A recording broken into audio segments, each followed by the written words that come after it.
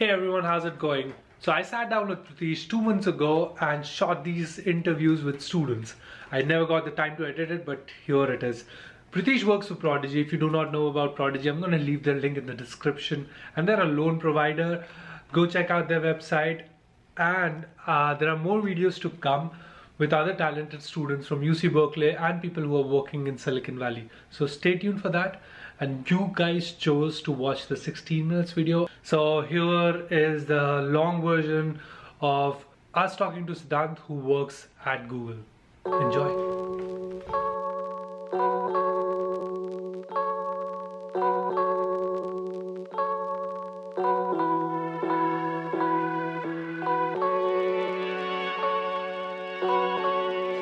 Hey everyone, welcome to another video. I am here in San Francisco with Siddhant and Pratish. I can talk a little bit about them, but I would give them the stage. And Siddhant, if you can introduce yourself. Sure. Yeah. A little bit about you, where you have worked, where are you from? Okay. Hi, I'm Siddhant. I've graduated out of the MSBA program, which is the Masters of Science in Business Analytics program from Mecom School of Business, UT Austin, last year, and since then I've been working at Google as a product analyst. Awesome. And where are you from? I'm originally from Bangalore, where I've lived all my life and was suddenly pulled out of all of that comfort and thrown into this new environment. Been fun so far, yeah. I'm looking forward to more years here and learning a lot more at my job. And just the culture here is so different. I really like it. Great. That's very interesting. From one Bangalorean to the other. So really good that you could join us here today, Siddhant. Thank you for making the drive down in sunny California. Very quick question. So let's chat a bit and go back to, the very start on when this journey started. When was it that you felt for the very first time that you needed to pursue a master's? Could you maybe rewind back to that time and share more about when that was and why did you feel the way you felt? Sure, yeah. My journey, as every other kid in India, started off with doing an engineering degree.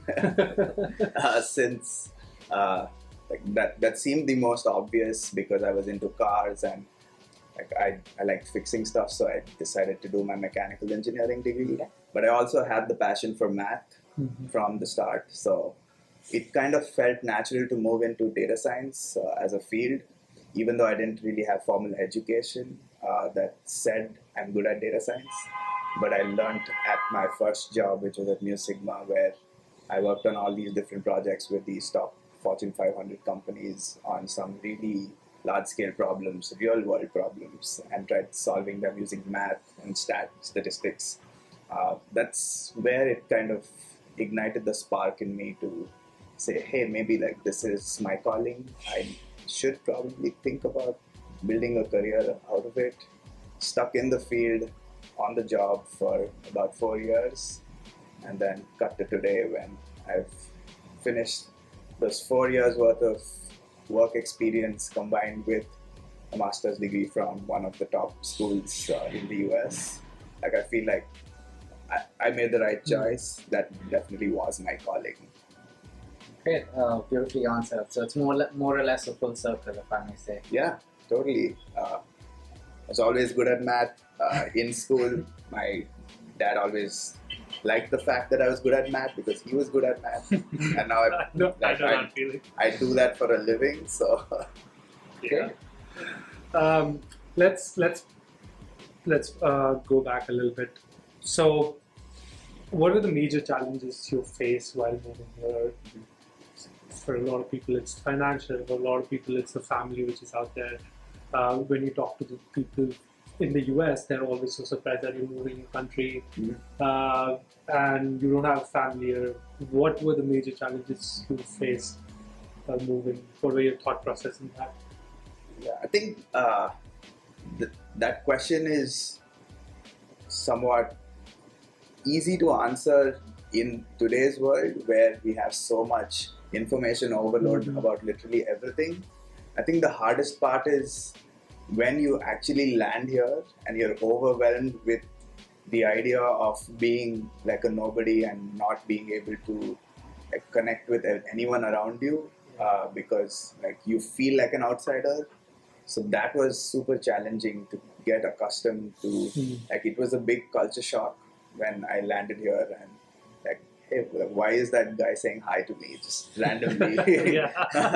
So like those are the kinds of things it takes time getting used to, and you can read about, say, living in the US, what the rent is like, what the courses you're going to take, but how you're actually going to experience all of these things is something that it's all obviously hard to put in words. So that is something that is quite a challenge when you're just thinking ahead, like how is life going to be like. You can read, like I said, about everything that is on Google or wherever, on Facebook groups, but you will, it's the mindset change that is the challenging part, and getting prepared. Like there is no right or wrong answer to how do you prepare for that. Let's move to the time that you did get that admit. Do you remember where you were when you opened that email, going to a very prestigious university, you just got admitted? What were you doing? How did you feel? If I remember correctly, I think I was playing FIFA on the PS4 back home, and then I just got this notification. So it was a set time that they were going to announce the results. Correct. So it was like the clock ticked that hour, and I got the email on my phone, and I just swiped the notification away, shut the PS4, shut my room door, and then opened the laptop and checked, and like it was just amazing. Like it was my first application and my first admit. Was this your dream school? Yes, it definitely was, given I had spoken to folks who'd been there and I'd read so many good things about it. So like it worked out so well for me because it was the early admit, so I could plan well ahead with respect to my job, with respect to finances and stuff like that, which obviously is one of the key aspects you kind of have to consider when you want to move here, is like, how am I going to afford living there, and how am I going to afford the tuition, right? So all of those things come secondary, but it was just like, it was a great feeling. When you did get that prodigy letter, right? So you had your visa sorted, you had your I-20 sorted, you have your admit, you know when orientation week is going to start. So you probably got here a week or two in advance. What were the first 3 things you did when you landed in the US?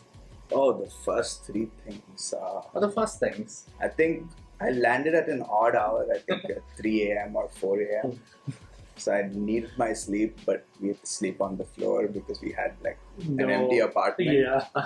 With no lights, so we don't have lights in the apartment. No lights, that's a good point.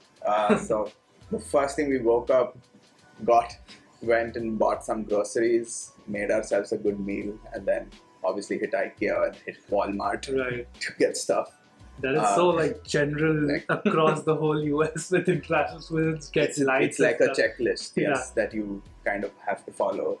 Like go get groceries, set up your kitchen first, then start buying stuff for your room, then buy furniture for like the common area and stuff.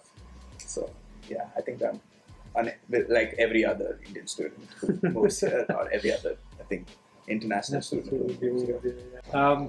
Let's talk a little bit about, you have been working in Google. Let's talk about,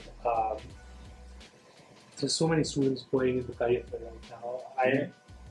What would be your 3 major tips which you want to give to the students who are, you know that, I know that we are so scared, or not even scared, just skeptical, nervous about going in front of people and can't find relating points, what to talk about.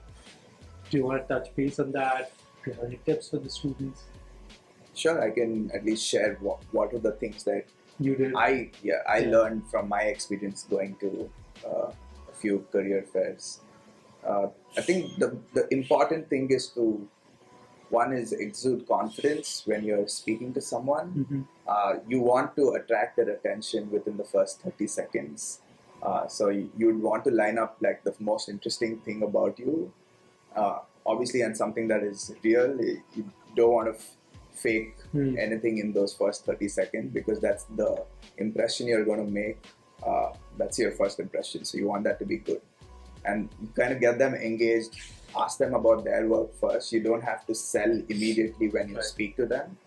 You want to understand what they do, because you may want to sell to everyone, and you may want to get as many offers but you're going to only pick the ones that are most interesting to you and something that you are passionate about. So try and find out if that actually that. So they're selling to you as much as you are selling to them. So try and think of that and like be confident and talk about what they do and how that kind of resonates with what you want to do long term. That's also how you start an engaging conversation with recruiters or people who work at the company, willing to share things at the career fair. Yeah, and I don't know if you would agree, but it's a lot of trial process which goes on that you have to, you have to go through 10 companies to get the 11th one right. Yeah. Initially, it's just how it works here, and you need to know what key points of yours would sell better than others. I think that is interesting. I think let's transition into the last part since we are already over here, which is working at Google. Probably one of the most aspirational companies in the world today, and it must have felt like a dream. 2 questions for you. Sure. One is, how did you feel when you got recruited by them? And 2 is, if you could walk us through your day and what you do. Sure, yeah. It was just like I said, my first admit. It was pretty similar because both were dreams coming true. One was my dream of actually getting to do a master's degree at a reputed school, and then just to top it off, getting Google, which is something I've always wanted. Even in India when I tried and I failed, I had always decided that I'm going to give it a better shot next time. So it was insane. I would think I don't mean to say it in a bad way, but the whole process was so painful yet so exciting because every step you move in the process, it kind of reminds you why you want to do this, and it just reignites the whole fire that oh crap, I could possibly be working for Google. You can say fuck that. Yeah.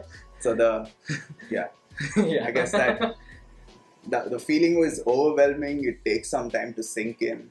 Even the first week at Google felt like, am I really here? Yeah. Yeah, and it slowly starts to sink in also as you get work piled on top of your desk. When you stop thinking only about I'm at Google, and now you start thinking about, okay, I need to make a mark at Google. So, okay. Wow, very well put. And when do you normally start your day? How's it like working on campus and so on? The Google campus is awesome. So a lot of people like getting there early for the nice breakfast, like I was telling you guys about. So we're in, at least I'm in office by 9 o'clock and start my day at around 9:30. I work all the way up to 5 or 6 because I take the shuttle. So that also works out time-wise. Okay. During my day, I'm typically in meetings for at least a couple of hours on a daily basis. So it takes some time to, you're obviously losing time context switching between these meetings. So you need at least half an hour to gather your thoughts and write them down, try and figure out what your to-dos are and plan your week and stuff. So that kind of takes another 30 minutes to an hour. And obviously we have hands-on work as well. I code most of the day as well, or create or build out analyses, brainstorming sessions, stuff like that. There are also community contributions that I participate in.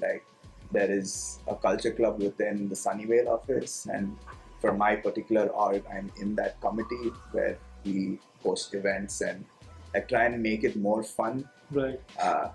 I say more because it's already fun.